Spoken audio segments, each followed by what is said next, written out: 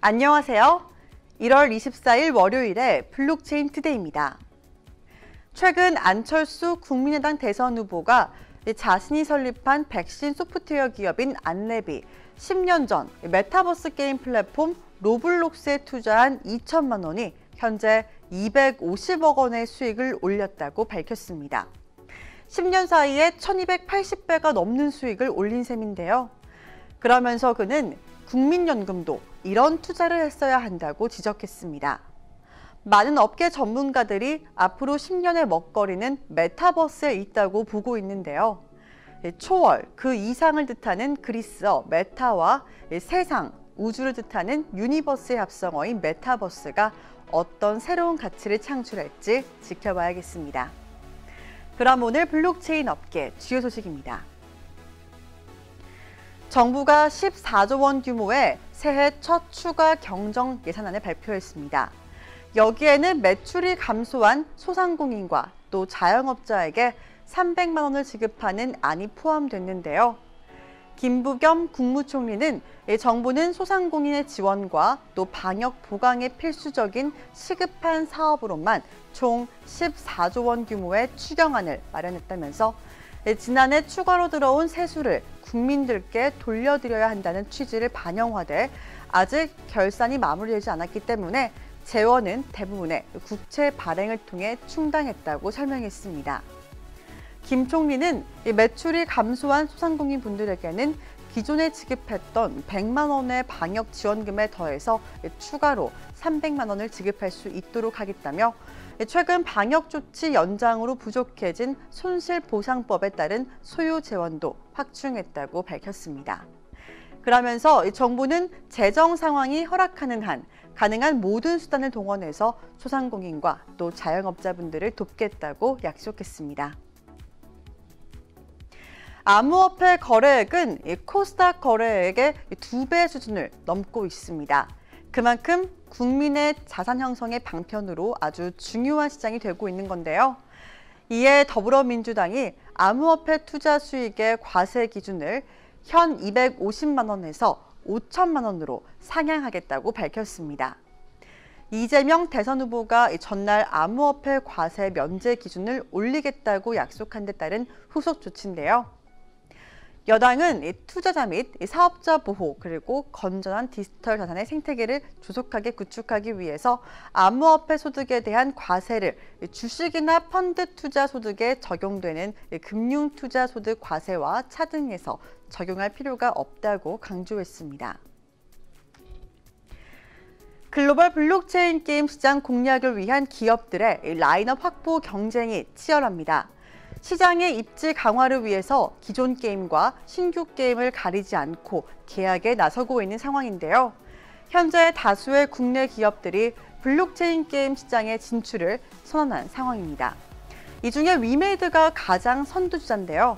이 위메이드는 지난해 미르4 글로벌 버전의 흥행 이후에 올해 연말까지 100여 개의 게임을 블록체인 게임 플랫폼 위믹스를 통해서 서비스하겠다는 목표를 제시했습니다. 이미 10여 곳 이상의 기업과 MOU를 체결하면서 위믹스 플랫폼 라인업의 확보에 박차를 가하고 있습니다. 이처럼 이 블록체인 게임 시장의 진출을 위한 라인업의 확보 경쟁으로 기존 게임들의 몸값이 오르고 있는 분위기도 감지되고 있습니다. 미국 증권거래 앱인 로빈후드가 암호화폐 지갑으로 서비스를 확장합니다. 이를 위해 암호화폐 지갑 베타 버전을 활성화하겠다고 발표했습니다. 베타 지갑에는 비트코인과 이더리움, 도지코인 등의 암호화폐를 보관할 수 있는데요. 테스트 기간 동안의 QR코드 스캔 기능과 또 온체인 거래 내역을 볼 수 있는 블록 탐색기 기능, 그리고 전송한 암호화폐 가치를 달러로 환산해서 보여주는 기능 등을 추가할 예정입니다. 메타가 자사의 SNS인 페이스북과 인스타그램에 NFT 관련 기능 도입을 검토 중인 것으로 나타났습니다. 메타는 이 프로필에 NFT를 표시하는 기능을 준비하고 있는 것으로 보이는데요. 이와 함께 사용자가 직접 NFT를 만들고 또 발행할 수 있는 프로토타입의 서비스를 개발하고 있다는 설명입니다.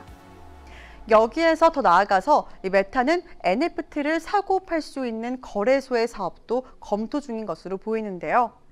사용자가 만든 사진과 또 동영상 등 콘텐츠로 운영되는 플랫폼 서비스의 특성을 감안해서 NFT로 콘텐츠 크리에이터에 대한 보상과 또 커뮤니티의 유대감을 강화해 이용자를 유입하고 또 새로운 수익원을 창출하겠다는 포석입니다.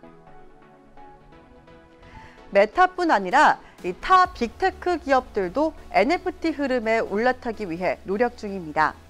월 2억 명의 유저를 보유한 트위터 역시 본격적으로 암호화폐장으로서의 발돋움을 시작하는데요. 트위터는 최근 트위터 블루라는 구독 상품을 업데이트했습니다. 월 $2 99센트를 지불하면 트위터 플랫폼에서 NFT를 구매한 자에게 디지털 이미지에 대한 권리를 부여하는데요. 이로써 사용자들은 NFT로 본인 계정의 프로필 사진을 꾸밀 수 있습니다. 더 많은 사용자들을 구독 서비스로 유입하기 위한 전략으로 풀이되고 있습니다. 블록체인 이슈 앤 트렌드 초성 뉴스에서 이은주 아나운서가 전해드립니다.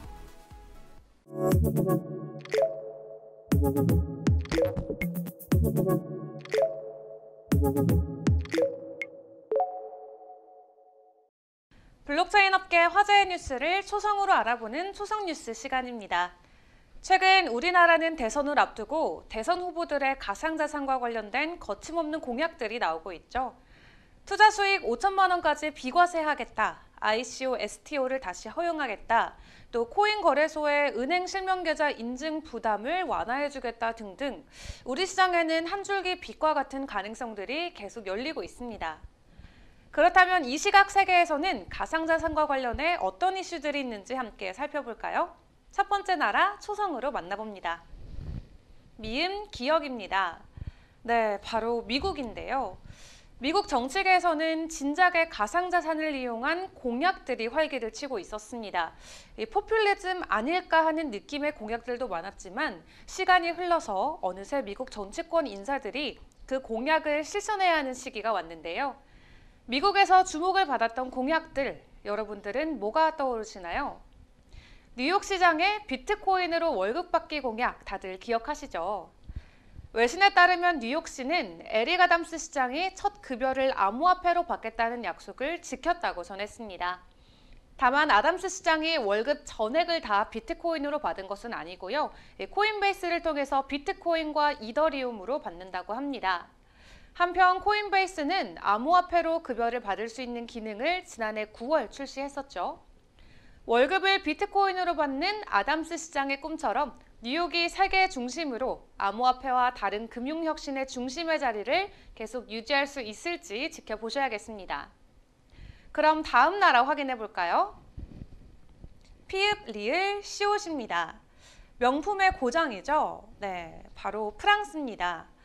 프랑스에서는 현재 NFT 때문에 골머리를 앓고 있습니다.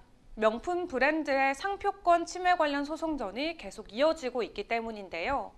명품계의 명품으로 꼽히는 에르메스는 메이슨 로스차일드가 브랜드 트레이드 마크인 버킨의 상표권을 침해했다면서 소송을 제기한 바 있었습니다. 앞서 메이슨 로스차일드는 메타버킨이라는 이름의 NFT를 출시한 바 있는데요. 에르메스는 메이슨 로스차일드를 빠르게 부자가 되려는 디지털 투기꾼이라고 표현하면서 현실의 상표권이 가상세계에서 이용될 때도 그 권리가 보장되어져야 된다고 주장했습니다. 버킨이라는 이름을 놓고 벌이는 그들만의 소송전, 그 결과가 어떻게 마무리될지도 궁금하네요. 마지막 나라도 확인해 볼까요? 리을, 시옷, 이응입니다. 암호화폐와 관련해서 보수적인 입장을 꾸준히 유지해온 국가죠. 바로 러시아입니다.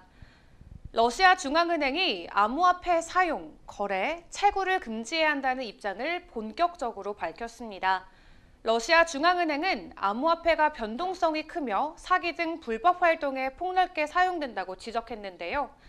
또 암호화폐는 국가 경제로부터 돈을 빼내는 배출구를 제공함으로써 국가 경제에는 피해를 줄 위험이 있고 또 최적의 통화 정책을 유지해야 되는 규제 당국의 과제를 한층 더 어렵게 만들 수 있다고 주장하고 있습니다.